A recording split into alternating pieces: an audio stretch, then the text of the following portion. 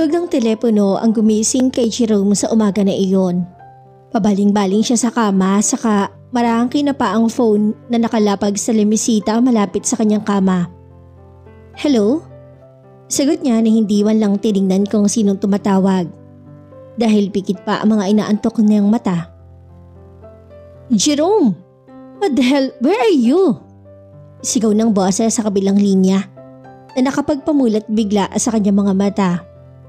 Pamilyar na boses na kapag naririnig niya ay parang tumatayo ang mga balahibo niya sa nerbiyos. Ang kanyang papa. Pa, good morning. Nakuha pa niyang pati habang paupo sa gilid ng kama. Nakuha mo pang mang good morning? Asan ka na ba? The clients are waiting here. Wika ng matanda. Tiningala niya ang orasan sa kanyang dingding and he got shocked nang makitang 9 a.m. na pala. Oh my, pa, sorry, I'm on my way na. Sagot niya at dali-daling binaba ang tawag at mabilis ang tinungo ang banyo para maligo. Si Jerome ay nag-iisang anak ni na Mr. Alejandro at Mrs. Sylvia Alarcon na nagmamayari ng mga hotels and resorts sa Pilipinas. Nag-iisang anak lang nila si Jerome ngunit hindi nila ito ginawang spoiled bagkos ay mahigpit sila dito. Lalong-lalo na ang ama. Kapag nagsalita ang ama, parang batas na sa kanila. Kaya naman lumaki si Jerome na takot sa ama. Matapos makapagbihis ay dali-dali niyang pinulot ang mga papeles na kailangan niya para sa kanyang business presentation sa mga kliyente. They are looking for investors sa bagong bukas nilang resort sa Laguna. Pagdating niya sa kanyang main office, nasa labas na ng conference room ang ina at ama niya. Halatang galit ang ama sa itsura pa lang nitong nakalikip-kip at kunot na kunot ang noo. Where have you been? Agad na tanong ng kanyang ama paglapit niya. Nakayuko lang siya dito. Mamaya na yan. Naghihintay na ang mga kliyente sa loob. Putol naman ang ina nito. Umirap lang ang ama niya sa kanya. Saka inayos ang kanyang damit bago tuliyang pumasok sa loob. Bakit ba lagi ka nalang ganyan ha, Jerome? Kailan ka ba magtatanda? Alam na alam mong ayaw ng papa mo ang pinaghihintay siya. Sermon ng ina. Ma, pwede wag mo na ngayon. Anya saka pumasok na sa loob. Ang papa niya ang CEO ng kumpanya at ang mama naman niya ang president. At si Jerome ang vice president. Sorry for keeping all you wait. I'll take the blame for that. Ani Jerome nang humarap na sa mga kliyente nila. Agad niyang sinimula ng kanyang presentation. Hinintay muna ng papa niya na makaalis sa mga tao sa conference room bago siya hinarap. What was that? Tanong ng ama na makaalis na ang lahat. Tiningnan niya ito ng mapagtanong na tingin. What? Kailan ka ba titino, ha Jerome? Wala ka na ba talagang aatupaging maganda? Kundi yung pagsasurfing na yan? At pati amang obligasyon mo dito sa opisina? Nakakalimutan mo na? Singhal ng ama dahil ito sa paggalit niya. Sorry pa, I didn't mean to and besides, tapos na din naman and it went well. Mahinahon niyang sagot. Hindi ka magtatanda kung palagi kang mayroon na lang sa lahat. Galit na tugon ng ama sa kabinato sa harapan ni Jerome ang hawak-hawak na folder. Natahimik lang si Jerome at ang ina naman niya ay ganoon din. Kung ano kasi ang sasabihin ng ama, yun ang masusunod. Kahit minsan labag na sa kanyang kalooban. Naghahari ang respeto at takot niya dito. Ganon din ang ina. Binuksan ni Jerome ang laman ng folder sa kabinasa. Papers for transfer. Dahil sa palagi kang ganyan, I want to transfer you sa ating isang kumpanya sa Laguna. You will be in charge in there. This will be a challenge to you. And I don't want disappointments, Jerome. You know me. Matapang at motoridad niyang wika. Pero pa, sundin mo na lang ang papa mo para hindi na magkagulo. Putol naman sa kanya ng ina. Wala na siyang nagawa kundi sundin ang sinabi ng ina. Lalo lang magagalit ang papa nito kung susuway pa siya. Nasa kanya naman kasi ang blame kung bakit dahil mas inaatupag nga niya ang surfing sport niya. Okay, sagot na lang niya. Paglabas niya sa conference room, dire-diretso siyang pumasok sa kanyang opisina na kunot ang noo. Kitang-kita yon ng kanyang sekretarya. Kaya naman agad itong nanahimik at pumesto sa kanyang desk dahil sa takot na siya ang mapagbalingan ng galit nito. Samantala, sa kabilang banda, "Mommy, smile naman dyan. Say cheese." Kulit ni Jessa sa kanyang ina habang nakahawak ito sa kanyang digital camera. Pinopokus ito ang lente sa mukha ng ina. "Ano ka ba, Jessa? Tumigil ka nga. Nakikita mong busy ako sa niluluto ko." Saway naman ang ina niya. Hindi naman kita hinahawakan. Just hold that carrots and smile sa camera. Tapos, sagot naman niya. Ay, ewan ko talaga sa iyong bata ka. Dali na. Pilit sa ina. Dahil sa pangungulit niya sa ina, naobliga tuloy siyang hawakan ng carrots at ngumiti sa harap ng kamerang hawak ni Jessa. Click! Tunog ng kamera sabay ng pag-flash ng lights nito. Ayun, kita mo Mudra, maganda ka. Wika niya habang pinapakita sa ina ang kinuhang litrato. Napapangiti naman ang ina habang pinagmamasdan ng kanyang litrato. Isa lang to sa mga araw na kinukulit siya ni Jessa para sa picture taking. Nakahiligan kasi niya to ang pagkuha ng mga larawan. And it became her hobby aside sa trabaho niyang physical therapist sa isang private hospital. Ngayon, siguro naman, lulubayin mo na ako sa pangungulit mo na yan. At kailangan ko nang matapos sa lutuin ang tanghalian natin. Uuwi ang daddy mo galing trabaho kaya dapat matapos na ako. Wika ng ina. Sure, tas mamaya picture ulit tayo nila daddy ha. Natatawang sagot niya.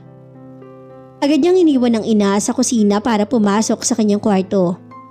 Agad siyang umupo sa harap ng kanyang laptop. Binuksan to at tinanggal ang memory card ng kanyang camera. Saka isinaksak sa bukas ng laptop. Isa-isa niya pinagmasdan ng mga larawang laman ng memory card na yon. Mga larawang matagal ang nakaimbak dito. Larawan nila ng kanyang mommy at daddy. Mga kaibigan niya. Tumapat ang larawan ng kanyang best friend na si Maureen na nakabase na ngayon sa US kasama ng pamilya. Biglang naisipan niyang kausapin to through Skype at swerte naman na online ng isa. O anong balita sa'yo dyan? Jessa, my friend? Tanong ni Maureen. Naku heto, okay lang naman. Wala akong trabaho ngayon eh. Ikaw?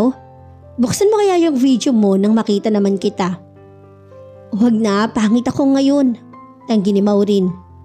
Kailan ka ba kasi naging maganda, aber? Biro ni Jessa na nakapagpatawa sa kanilang dalawa. Syunga ka talaga kahit kailan, Jessa. Ang sarap mo kasi nga rin eh. Nagtitingin ako ng mga pictures sa laptop ko nakita-kita. Kaya tinawagan kita kagad. Bigla kitang na-miss, friend. Na-miss din naman kita. Alam mo ba kahit na may pagkapasyunga-syunga ka minsan? O ano, hindi ka pa ba mag-aasawa? Paibang tanong ni Maureen. Boyfriend nga wala asawa pa kaya? Hello? Maghanap ka na kasi, 30 ka na uy. Huwag mo nga may paalala ang edad ko at nagmumukha akong matandang masyado. Edad lang yan, Maureen. Pero sa mukha, hindi naman ako papatalo sa mga 25 anyos, no? Buong pagmamalaking sagot ni Jessa na tama naman. Kahit 30 anyos na siya, hindi halata sa kanyang mukha dahil din siguro sa alaga niya to sa pagiging masayahin niya. Ay sus, nagbuhat na naman ng bangko ang isa dyan. Anong silbi ng ganda kung walang asawa, aber? Biro ulit ni Maureen. Ewan ko sa'yo. Umuwi ka na kasi para makapag-banding na tayo in person. Sa kami bagong bukas sa resort dito sa Laguna. Papiknik ka pag uwi mo ha. O sige ba? Basta sa pag-uwi ko may fafa ka na. Singit ulit ni Maureen sa usapang boyfriend. Jessa, halika na kain na. Tawag ng ina niya mula sa kusina. Sige po, nandiyan na. Sigaw din na sagot sa ina. O paano out na ako ha, sa uulitin ulit? tinatawag na ako ni Mami. Ingat ka na lang dyan ha. I love you, Syunga. Paalam sa kaibigan. Sige ingat, babush nga. At nakuha pang magbiro ulit ni Maureen. Natatawang bumaba sa kusina si Jessa dahil sa kagagawa ng kaibigan. Bagay talaga silang mag-best friend dahil sa kanilang kabaliwan. Habang kumakain silang pamilya, sila Jessa ay nagsalita ang ama. Jessa iha, ano na? Kailan ka ba mag-aasawa? Tanong nito. Pa, bakit nauumay na ba kayo sa pagmumukha ko na lagi niyong nakikita? Hindi naman sa ganun. Tumatanda ka na nag-iisang anak ka lang namin. Sana naman makita pa namin ang apo namin bago man lang kami mamatay. Pa, antayin niyo na lang darating din tayo dyan. Sa ngayon ako muna ang baby niyo. Pabiro ulit niya. O talagang bata ka. Yung pagkuha ng larawan kasi ang lagi mong inaatupag kapag wala kang trabaho. Kaya naman wala makaporma na ligawan ka. Singit ng ina. Huwag na idamay ang photography sa usapang to dahil yun ang boyfriend ko ngayon. Sagot naman niya. Kahit kailan, puro kakalokohan. Wika ng ama. Kinabukasan, pumunta siya sa bahay ng isa sa kanyang pasyente. Kina Mr. Eddie Villaflor. Siya ang pasyente niya na tanging idinadayo niya sa kanilang bahay para sa kanyang therapy. Yun kasi ang gusto ng pamilya ng matanda. Para hindi na bumiyahe pa papunta sa ospital na pinagtatrabahuan ni Jessa.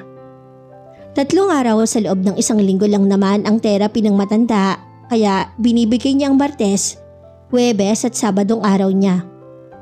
Good morning Sir Ed. Magiliw niyang bati sa matanda. Wow, nandito na ang hinihintay ko. Sagot naman ng matanda na nakaupo sa kanyang wheelchair.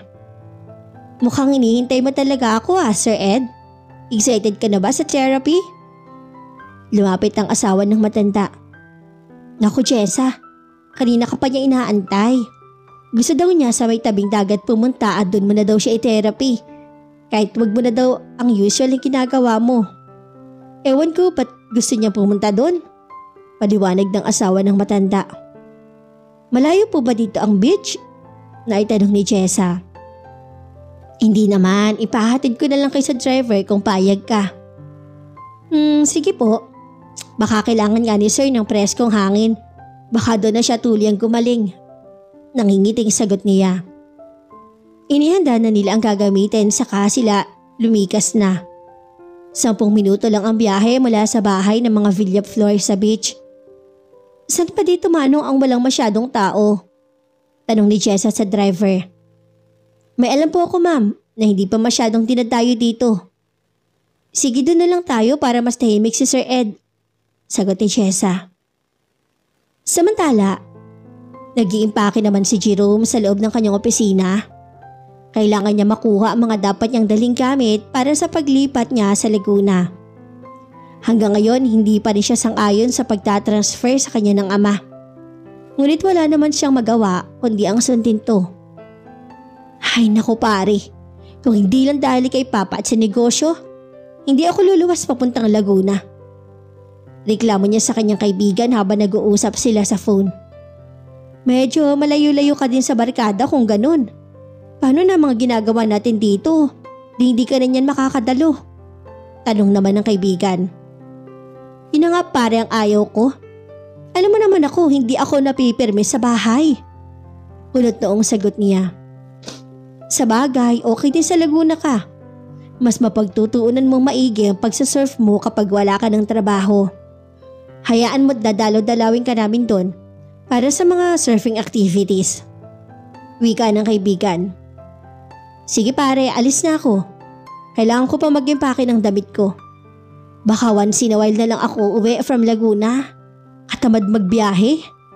Paalam sa kaibigan. Sige pare. Kinagabihan, kinausap ulit siya ng kanyang papa. Jerome, trabaho ang pupuntahan mo doon Baka tupagin mo na naman yung pagsasurf mo. Paalala niya. Hayaan mo iho, kapag may oras kami na lang ang pupunta sa'yo. May sarili kang titirhan doon sa resort kaya huwag ka mag-alala. Segunda naman ng ina. Sige po. Nagpaalam na sa mga magulang at napagpasyahan niyang doon na lang sa resort maghahapunan. Ilang oras din ang biyahe mula Maynila hanggang Laguna. Daladala niya ang kanyang sasakyan at binaybay niya ang kahabaan ng daan. Nang makarating siya, namangha siya sa ganda ng beach.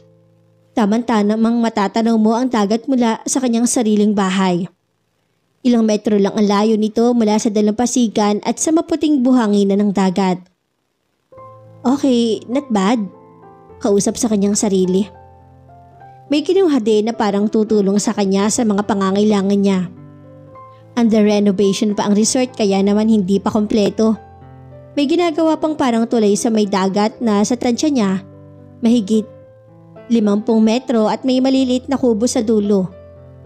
Maganda talaga ang lugar kaya naman pala siyang pinadala ng papa niya dito para ma-supervise ang trabaho.